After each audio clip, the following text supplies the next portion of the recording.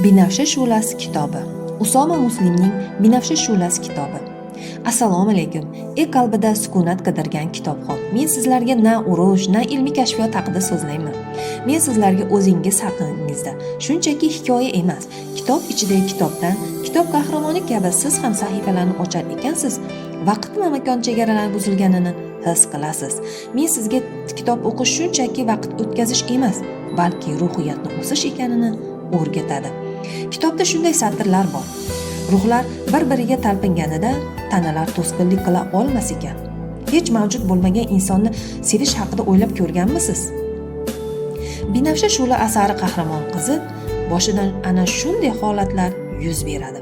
Umuman kitobni o'qishni yaxshi ko'rmaydigan qizga chol bitta sehrli kitob sovg'a qiladi.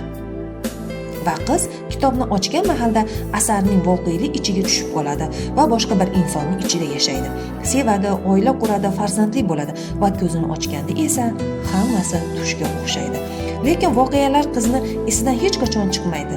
Qiz yana qayta-qayta boshqa kitoblarni o'qiy boshlaydi, boshqa hayotda yashaydi, lekin yana o'sha birinchi sevgisini qo'msaydi. Bitta kitobni esa ikkinchi marta o'qish qizni esa o'limga olib kelar ekan. Asarning so'ngida qiz yana o'sha kitobni o'qiyman deganda voqealar qanday yakunlanganini Binafsha shu'lasi kitobidan o'qib bilib olishingiz mumkin.